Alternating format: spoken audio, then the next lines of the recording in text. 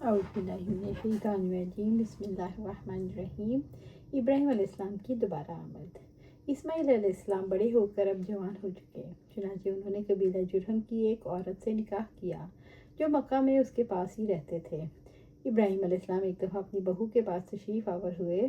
اس وقت ہاجرہ علیہ السلام کا انتقال ہو گیا تھا۔ انہوں نے دریافت کیا، اسماعیل کہاں ہیں؟ اس نے جواب دیا، شکار پر گئے ہیں۔ آپ نے میاں بیوی کے حالات کے بارے میں دریافت کیا تو انہوں نے اچھا ذکر نہ کیا۔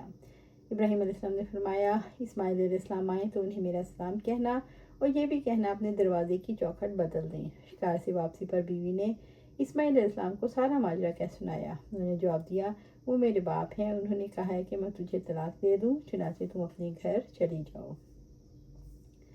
ایک عرصہ گزرنے پر ابراہیم علیہ السلام کو اپنی اولاد کی نگہداشت کا خیال آیا، لہٰذا مکہ پہنچ کر اسماعیل علیہ السلام کے گھر داخل ہوتے وقت انہوں نے سلام کہا اور دریافت کیا، اسماعیل کہاں ہیں؟ اور ان کی گزران کے بارے میں پوچھا تو بہو نے اللہ کا شکر کیا۔ ابراہیم علیہ السلام نے فرمایا، جب آپ کے خاوند آئیں ان کو میرا سلام کہنا اور یہ بھی کہنا اپنی چوکھٹ کو برقرار رکھیں۔ اولاد سے مشورہ کرنا۔ ابراہیم علیہ السلام ملک شام کو واپس چلے گئے۔ زمانہ گزرتا گیا، ایک عرصے بعد انہیں خیال آیا کہ اپنے ترکے کو دیکھنا چاہیے، چنانچہ وہ مکہ میں تشریف آور ہوئے اور زمزم کے پاس اسماعیل علیہ السلام سے ملاقات ہو گئی جو ایک درخت کے نیچے بیٹھ کر تیر بنا رہے تھے۔ آپ کو دیکھتے ہی لپک پڑے اور وہی کیا جو ایسے موقع پر ایک باپ اپنے بیٹے کے ساتھ اور ایک بیٹا اپنے باپ کے ساتھ کرتا ہے۔ ابراہیم علیہ السلام نے فرمایا، اسماعیل علیہ السلام، اللہ تعالیٰ نے مجھے ایک حکم دیا ہے۔ اسماعیل علیہ السلام نے عرض کیا، اللہ تعالیٰ نے جو حکم دیا اس کو بجا لائیں۔ ابراہیم علیہ السلام نے پوچھا، اب میری مدد کریں گے؟ جواب دیا، میں آپ کی مدد کروں گا۔ فرمایا، اللہ تعالیٰ نے حکم دیا میں یہاں اس کا گھر بناؤں، اور پاس ہی بلند ایک ٹیلے کی جانب اشارہ کیا۔ نتائج و عبر۔ سیرت معطرہ کے اس گوشے میں درج ذیل نتائج و عبر ہیں۔ زیارت کے وقت والد کا بہو کی نگہداشت کرنا اور وقتاً فوقتاً کے حالات سے آگاہ رہنا، فراست کی طاقت اور اس پر عمل کرنا۔ ابراہیم علیہ السلام نے اندازہ کیا ان کی بہو بیٹے کے لیے مناسب نہیں، کیونکہ ان کی زبان سے حرف شکایت سنا۔ اسماعیل علیہ السلام نے بھی اپنے باپوں کے مشورے پر عمل کیا اور اپنی زوجہ کو طلاق دے دی۔ بات کرتے وقت کنایات استعمال کرنا شرعاً جائز ہے، کیونکہ ابراہیم علیہ السلام نے عورت کے لیے گھر کی چوکھٹ کا کنایا استعمال کیا۔ باپ کا بیٹے کو اور بیٹے کا باپ کو گلے ملنا شرعاً جائز ہے، اسی پر دوسرے افراد کو بھی قیاس کیا جائے گا۔ باپ کا بیٹے سے مشورہ کرنا اور کسی کام پر اسے مدد طلب کرنا شرعاً جائز ہے۔ بیت اللہ کی قدامت کا بیان ہے، کیونکہ یہی وہ پہلا گھر ہے جسے لوگوں کے لیے بنایا گیا، جیسے اللہ تعالیٰ نے ارشاد فرمایا، یقیناً پہلا گھر جو لوگوں کے لیے بنایا گیا وہی ہے جو مکہ میں ہے، تمام دنیا کے لیے برکت والا اور ہدایت والا ہے۔ سورۃ آل عمران۔ کعبہ کی تعمیر۔ اسماعیل علیہ السلام نے اپنے والد گرامی کے ساتھ اللہ کا گھر بنانے پر اتفاق کیا تو ابراہیم علیہ السلام نے تعمیر کا کام شروع کر دیا۔ اللہ تعالیٰ نے آپ کو اس جگہ کا بتلا دیا جہاں پہلے کعبہ ہوا کرتا تھا۔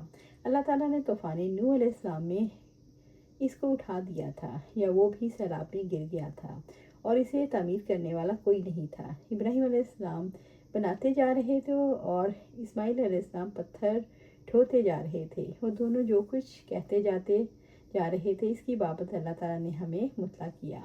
اور جب ابراہیم اور اسماعیل بیت اللہ کی بنیادیں اٹھا رہے تھے، انہوں نے دعا کی، اے ہمارے رب، ہم سے قبول فرما، یقیناً تو سب کی سننے والا، سب کو جاننے والا۔ اے ہمارے رب، ہم دونوں کو اپنا فرما بردار بنا اور ہماری نسلوں میں سے اپنی فرما بردار امت اٹھا، اور ہمیں اپنی عبادت کے طریقے بتا اور ہمیں معاف فرما، یقیناً تو بڑا معاف کرنے والا، بہت رحم کرنے والا ہے۔